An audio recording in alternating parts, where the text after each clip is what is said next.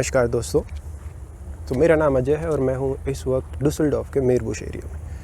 बहुत ही खूबसूरत ये जो आप रास्ता देख रहे हैं, ये ट्रैक हैं साइकिल के।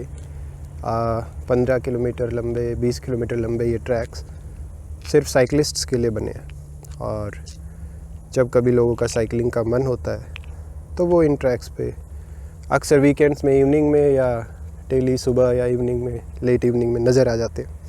बहुत ही खूबसूरत हरा भरा है चारों तरफ। ये जो आप देख रहे हैं, इन्हें किराए पर मिलने वाले गार्डन भी बोल देते हैं। बहुत से लोग यहाँ क्या करते हैं कि सबके पास अपने खेत तो नहीं है, पर कुछ लोग जिनको खुद सब्जी उगा कर खाना पसंद है तो वो ये गार्डन किराए पर लेते हैं और अपनी पसंद की सब्जियाँ यहाँ लगाते हैं, उगाते हैं।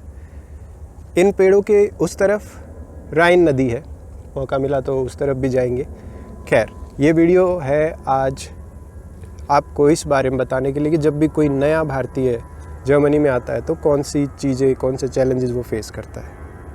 हाँ, तो मैं कह रहा था कि 3 चीज़ें हैं जब आप नए नए इस देश में आते हैं तो 3 चैलेंजेस हैं। By the way, this is how Germans to countings. वो 1, 2, 3 ऐसे नहीं गिनते, बल्कि 1, 2, 3, 4, 5 ऐसे गिनते हैं। तो आपको अगर डिफ्रेंशिएट करना हो जर्मन नॉन जर्मन के बीच में, तो वो गिनती कैसे करते हैं उससे आप डिफ्रेंशिएट कर सकते हैं। 3 चैलेंजेस हैं जब आप इस देश में शुरू में आते हैं।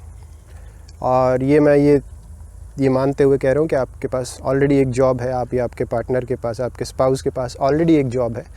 तो उसके अलावा 3 बड़े चैलेंजेस है। जॉब नहीं है तो वो सबसे ऊपर आएगा लिस्ट में, वो बड़ा चैलेंज है।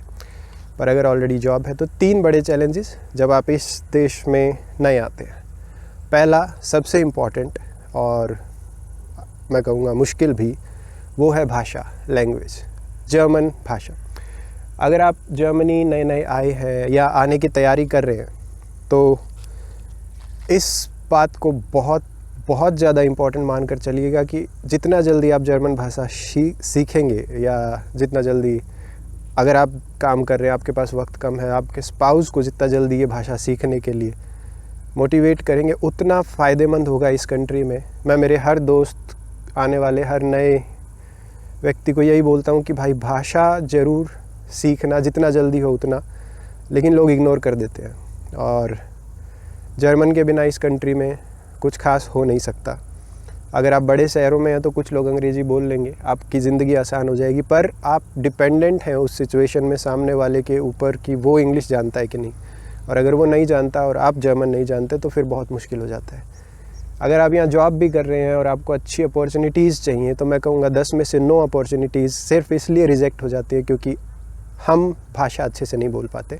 तो सबसे बड़ा चैलेंज, सबसे पहला चैलेंज इस कंट्री में आप फेस करेंगे वो है लैंग्वेज। बहुत सीरियसली कोशिश करें, एफ़र्ट करें ये भाषा सीखने का। आते ही क्लासेस ज्वाइन कर सकते हैं, क्लासेस ज्वाइन करें, ये आपका बेस्ट इन्वेस्टमेंट होगा।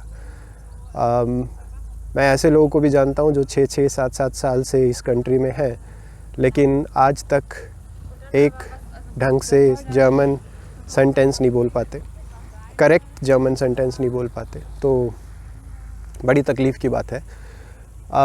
कुछ लोगों को ये भी लगता है कि B1 कोर्स कर लिया और टूटी फूटी जर्मन की कुछ लाइनें बोलना सीख लिया तो भाषा सीख ली। नहीं, B1 कोर्स तो आपको बस इतना सिखाएगा कि एक हिंट देगा कि भाषा कितनी मुश्किल है और कितनी मेहनत करनी पड़ेगी, लेकिन उसके B1 के बाद असली स्ट्रगल शुरू होता है। तो पहला चैलेंज लैंग्वेज। दूसरा चैलेंज, अगर आप इस कंट्री में नए हैं तो दूसरा चैलेंज आपके लिए होगा वो है आपका घर ढूंढने का प्रयास। जर्मनी में बहुत सारे लोग जानते होंगे ऑलरेडी, जो बड़े शहर हैं जैसे कि म्यूनिक है, बर्लिन है, मैं जहाँ रहता हूँ डुसलडॉर्फ है। ये सब शहरों में घर ढूंढना बेहद मुश्किल है, बहुत मुश्किल है। तो शुरू में जब आप आएँ तो ऐसा भी कर सकते हैं कि आप कुछ वक्त के लिए फर्निश्ड घर ले लें, सामान आपको ख़रीदना ना पड़े, और फिर इस बीच आप घर ढूंढें। घर ढूंढना इसलिए भी मुश्किल नहीं है कि आपको आपकी पसंद का घर नहीं मिलेगा। दरअसल बात यह है कि जिस घर को आप पसंद करने वाले हैं, कतार में आप अकेले नहीं होंगे, बहुत लोग होते हैं। मैं एक रिपोर्ट पढ़ रहा था, उसके हिसाब से जर्मनी में बर्लिन में एक सैटरडे को एक घर के लिए ओपन विज़िट रखा था। ओपन विज़िट का मतलब है कि आपको अपॉइंटमेंट लेने की ज़रूरत नहीं है, कोई भी ऑन द स्पॉट जाकर देख सकता है। आप गैस करेंगे कितने लोग थे एक दिन में? 3,500 से ऊपर लोग उस घर को देखने गए थे सिर्फ एक दिन में। तो बहुत इम्पॉर्टेंट है कि जो घर आपको पसंद है वो आपको मिले, उसके लिए बहुत सारे फैक्टर्स हैं। और लोग आपकी सैलरी स्लिप देखेंगे, लोग आप कितने वक्त से यहाँ काम कर रहे हैं, कैसा काम कर रहे हैं, आप परमानेंट जॉब पर हैं या टेम्प्रेरी यहाँ हैं, आपकी एथनिसिटी कहाँ से हैं आप, बहुत सारे फैक्टर हैं। कुछ फैक्टर आपके हाथ में, कुछ फैक्टर आपके हाथ में नहीं है। लेकिन टू बी ऑनेस्ट, घर ढूंढना एक दूसरा बड़ा चैलेंज है इस कंट्री में। तीसरा चैलेंज जो आप फेस करेंगे शुरू में वो होगा, अब मुझे पता नहीं है सबके लिए चैलेंज है कि नहीं, पर वो है यहाँ का मौसम, वेदर। अभी जो आज आप देख रहे हैं ये 35 डिग्री टेम्परेचर में मैं आपसे बात कर रहा हूँ। ये खुशनुमा मौसम है और ये गिनती के दिन होते हैं ऐसे वाले। लेकिन जर्मनी में सर्दियाँ जो हैं बहुत लंबी होती हैं और अच्छी खासी होती हैं। और जिन्हें सूरज बड़ा पसंद है, खासकर हम इंडिया में हमें 300 से ज़्यादा दिन साल में सूरज देखने की आदत है, तो जिन्हें सूरज बड़ा पसंद है सर्दियों में वो तरस जाते हैं। 2-2 हफ्ते 3-3 हफ्ते सन निकलता ही नहीं। तो मुझ जैसे लोग तो डिप्रेशन में चले जाते हैं थोड़ा थोड़ा, क्योंकि मुझे सन के बिना ऐसा लगता है कि दिन पूरा ही नहीं हुआ सर्दियों में, जो कि बहुत होता है। और सन नहीं निकलेगा तो विटामिन डी नहीं मिलेगा, आपका मूड वैसे डाउन रहेगा, हेल्थ पॉइंट ऑफ व्यू से भी अच्छा नहीं है। इसलिए आप देखेंगे यहाँ समर में या जब भी थोड़ी अच्छी धूप निकलती है तो यहाँ लोग पागल हो जाते हैं। और मैं पागल अच्छे वे में बोल रहा हूँ, वो खुश हो जाते हैं और ऐसे बाहर आते हैं जैसे कोई मेला लगा हो। हर जगह जहाँ धूप होती है आपको लोग दिखाई देंगे।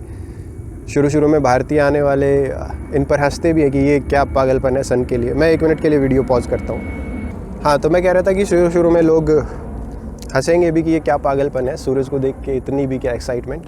लेकिन 2-3 साल यहाँ रहने के बाद आप भी ऐसे ही हो जाएंगे। और जब सूरज दिखाई देगा आप अपने इवेंट्स वैसे प्लान करने लगेंगे। आप बाहर जाने के मौके नहीं छोड़ेंगे, क्योंकि विटामिन डी जो है वो बड़ा कम तादाद में यहाँ मिलता है और सूरज ही कम दिखता है, तो सब सूरज से रिलेटेड एक्टिविटीज़ भी कम होती हैं।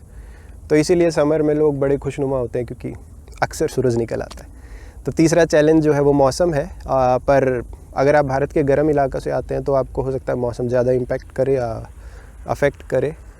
ठंड बहुत लंबी पड़ती है, दिन छोटे हो जाते हैं, 4 बजे अंधेरा हो जाता है, जो कि मतलब हुआ कि, और सुबह भी लेट तक अंधेरा ही रहता है। तो जिसका मतलब है कि आप अंधेरे में काम करने जाते हैं, अंधेरे में वापस आते हैं और फिर आके सो जाओ। एक क्रिसमस का दौर ऐसा आता है जब आदमी को लगता है कि ओके सेलिब्रेशंस हैं, लाइवलीनेस है। तो ये 3 जो मुझे पर्सनली लगता है ये 3 चैलेंजेस हैं जब कोई नया आता है इस कंट्री में भारत से। इसके अलावा आपको अगर लगता हो, आप ऑलरेडी यहाँ रहते हैं, आपको कोई जानकार यहाँ रहता है और आपको लगता हो कि इसके अलावा ऐसे चैलेंजेस हैं जो कॉमन हैं, जो बहुत लोगों को फेस करने पड़ते हैं, तो कमेंट्स में आप लिख सकते हैं। हो सकता है मुझे भी कुछ नया सीखने को मिल जाए। और चलो, ये बातें तो जो काम की थी वो यहीं रोकते हैं। बाकी आपको थोड़ा सा और यहाँ आसपास कैमरा घुमा के मैं दिखाता हूँ और फिर मिलेंगे अगले ब्लॉग में। ध्यान रखिएगा।